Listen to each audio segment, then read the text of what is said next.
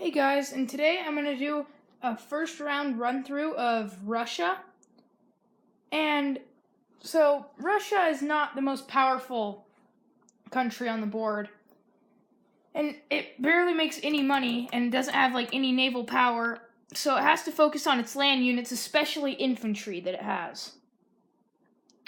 So I'm going to walk you through the first round, what I would do and what I think is the best strategy. So we're going to purchase 2 infantry. Those are really good at defending. I'll show you where to place those later. So one thing that you can notice right away is Russia's capital is right there. It's right next to Germany. And at first glance, it looks like Germany can't take it because all they have is just these 3 infantry and maybe a couple tanks too. But already that's pretty much rivals everything you have. But they can also bring in the bomber. They can bring in a fighter. They can bring in this, They can't bring in that fighter, but they can bring in fighter and bomber. So it's very possible for them to wipe out Moscow very first turn. And you do not want this to happen. And so how you can counter this is what I'm going to do for my combat move. Move these 3 infantry into West Russia. Move a tank, a fighter, and these 3 infantry.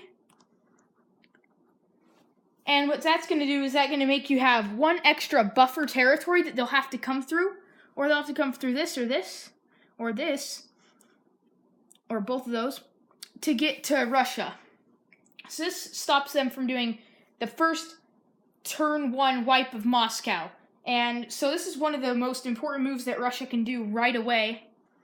And you don't want to move these in, because if you move them in, they're going to come into Caucasus, take this factory, and then come straight into Russia this way. So that is really the only combat that you want to do. And the reason you only want to do this combat is you don't want to lose all your men, especially on first turn. And there's not anything else you can really do. These infantry are mainly for defense.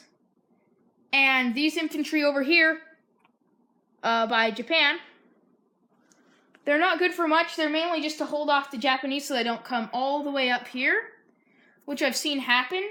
But it's not very likely the Japanese will go for these territories because the territories up in Russia don't have very many IPCs. So straight away to resolve combat, I'm not going to roll dice, but the probability of what would usually happen is they would lose their infantry, and let's just say, worst case scenario, you would lose 2 infantry.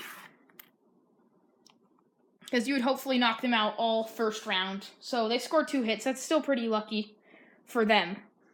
So now you have West Russia back in Russian control. And what this does is it not only blocks the Germans from coming in that way, but it also allows you to go up 1 IPC and the Germans down IPC, which isn't much of a big deal. And you can see that we don't have anything in Russia. You're like, my capital's undefended. But this actually isn't a problem since the front lines have these 3 territories. They're going to have to go through those first, so they can't reach Russia, so you're good there. So this is going to be something that's going to be pretty hard for them to take out.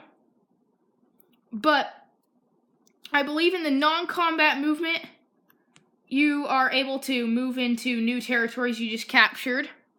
So I would move 1 infantry into West Russia just to stop them from bringing in all that on you. And they might do that. And that can be really bad if they do that. But another non-combat I want to do is I want to move this submarine over to Sea Zone 6, where I can hopefully regroup with the English Navy. And that sub is not used for much. I've had some pretty funny things happen where it's made it all the way across the board in the late game, and it's been pretty funny, but you can't really do anything with that sub, and you really can't build any new ships with Russia since you can only build here and you can't get out of those with the Turkish Straits, which are neutral, which is a little bit weird. So that's really all you want to do with Russia. But one thing I could recommend doing is moving all these 3 infantry back to Urals. And if these are in Urals, you can always come into Russia, you can come into Caucasus, you can come into Archangel, you can reinforce China, because Siberia is worth no points. It does nothing to them. It just puts their troops away up here where they don't need to be. So this is what your turn is going to look like for the Russians. You want to build both your infantry down here in Caucasus. You don't want to build up in Russia, even though it looks like you want to, because these can always move into Russia, since there'll be at least 1 turn for them to take out this. And they can also move in on Ukraine. They can move in to reinforce West Russia as well. And so that's what you want to do for Russia. The best defense is a good offense with Russia. Thanks for watching. And I'll see you next time when it comes to Germany's first turn strategy.